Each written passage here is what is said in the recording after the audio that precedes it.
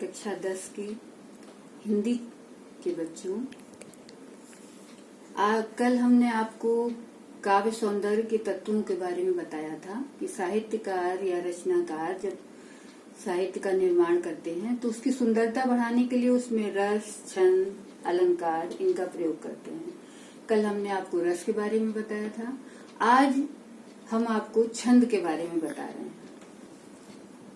छंद आपके जो कोर्स में हिंदी में छंद हैं, उसमें पहला छंद है चौपाई। ये सममात्रिक छंद है। सममात्रिक का मतलब होता है कि उसके जो भी चरण हैं, उनके प्रत्येक चरण में बराबर मात्राएं होती हैं। जो एक चरण में रहेगी वही दूसरे चरण में। और इसमें 4 चरण होते हैं चौपाई में। प्रत्येक चरण में 16 मात्राएं होती हैं। चरण के अंत में एक लघु एक गुरु नहीं हो सकता, ये नियम है चौपाई का। 2 गुरु या 2 लघु हो सकता है और अंत में जगण तगण नहीं हो सकता।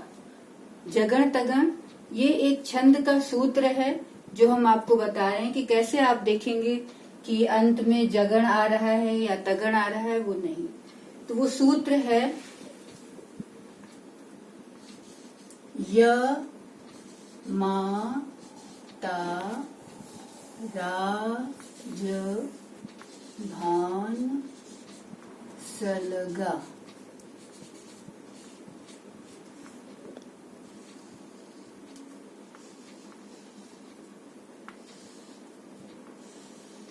इस सूत्र के सहारे आप जान जाएंगे कि तगण है कि नहीं है।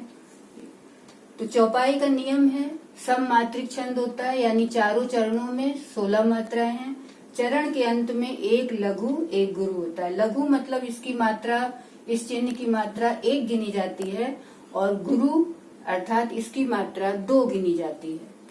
तो इसमें अंत में लघु गुरु नहीं आना चाहिए और 2 गुरु या 2 लघु आ सकते हैं और जगण तगण नहीं हो सकता। तो एक उदाहरण है चौपाई रामचरितमानस की। बंदौ गुरुपद पदुम परागा, सुरुचि सुबास सरस अनुरागा। अब आप यहाँ मात्राएं गिन सकते हैं। लघु लघु लघु लघु, ये गुरु रू है तो इस पे गुरु हो जाएगा 2, और फिर लघु लघु। तो इन मात्राओं को जब आप गिनेंगे तो ये 16 मात्राएं आनी चाहिए। प्रथम चरण में 1 2 3 4 5 6 7 8 9 10 11 12 13 14 15 16। इसी तरह आप प्रत्येक चरण में गिनेंगे तो 16 मात्राएं आएंगी। और जगण और तगण ये हम आपको बता रहे थे कि ये कैसे देखेंगे। अब ये ज है तो आप इस सूत्र में देखिए ज यहाँ पर दिया हुआ है। जगण यानी इसके बाद की 2 मात्राएं और आपको देखनी है कि लघु है कि गुरु है। तो ये ज है, ये 1 है लघु और इसके बाद गुरु आ रहा है और फिर लघु, यानी कि इसका चिन्ह हो जाएगा लघु गुरु लघु। इसी तरह तगण है यहाँ, तो यानी कि ये गुरु है, इसके बाद ये गुरु है और ये लघु है, यानी ये। तो अंत में ये लघु गुरु लघु या लघु गुरु गुरु लघु ये नहीं आना चाहिए। तो आप अंत में देख सकते हैं कि इसमें लघु और गुरु गुरु आया हुआ है। ऐसा चिन्ह अंत में किसी भी चरण में नहीं आया है। तो इस तरह ये चौपाई सिद्ध है। अंत में इसमें है क्या, कौन सा? य गण है। य गण में क्या कह रहा है कि लघु गुरु गुरु। य माता लघु, य गण में क्या होता है? लघु माँ है तो गुरु, ता है तो गुरु, यानी ये चिन्ह आ रहा है। इसमें भी देखो, इस चरण में भी देखो, इस चरण में भी अंत में और इसमें भी। चारों चरणों में अंत में य गण है और इसलिए ये उदाहरण जो है चौपाई का ये सिद्ध है। ये चौपाई का छंद है। इसी तरह आप देखेंगे दूसरा छंद है दोहा। ये अर्ध सममात्रिक छंद होता है। अर्ध सममात्रिक क्यों?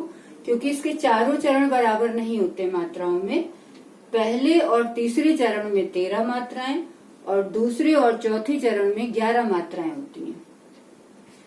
प्रत्येक पंक्ति में तो 24 मात्राएं होती हैं, लेकिन इसका ध्यान रखा जाता है दोहा में कि पहले और तीसरे चरण में 13 मात्रा हो और दूसरे और चौथे चरण में 11 मात्राएं। अब इसको आप गिन सकते हैं। मात्रा लगानी है आपको। क है इसलिए लघु लगेगा, लघु लघु लघु। तो इनको आप गिनेंगे तो 1 2 3 4 5 6। अब तो यहाँ गुरु हो गया। या आ है तो यहाँ भी गुरु है। तो 3 3 6 7 8 9 10 11 12 13। तो प्रथम चरण में 13 मात्राएं हो गई। इनको गिनेंगे आप तो ये 11 मात्रा है। इसी तरह तीसरे चरण में 13 मात्रा और चौथे चरण में 11 मात्रा। प्रत्येक पंक्ति में 24 मात्रा है। इसमें ये कह रहे हैं कि अंत में, दोहे में अंत में लघु होना आवश्यक है। तो ये एक पंक्ति जब पूरी हुई तो इसमें अंत में लघु है। दूसरी पंक्ति पूरी हुई, इसमें भी अंत में लघु है। इसलिए ये जो उदाहरण है ये दोहा के लिए सिद्ध उदाहरण है। तीसरा छंद है सोरठा। ये भी दोहा की तरह अर्ध सम्मात्रिक होता। सोरठा अर्ध सम्मात्रिक छंद है। यह दोहे से उल्टा होता है, यानी इसमें पहले तीसरे चरण में 13, तो सोरठा में पहले और तीसरे चरण में 11 मात्रा होती है। दोहे में दूसरे चौथे चरण में 11 मात्रा है, तो सोरठा में दूसरे चौथे में 13 मात्राएं होती हैं। पहले तीसरे चरण के अंत में गुरु लघु होना आवश्यक है, तभी वह सोरठा छंद होगा। उदाहरण देखिए, ये भी रामचरितमानस की चौपाई है। गणेश जी की इसमें वंदना है। जेहि सुमिरत सिद्धि होई, गणनायक करिवर वदन, करहु अनुग्रह सोई, बुद्धि राशि शुभ गुण सदन।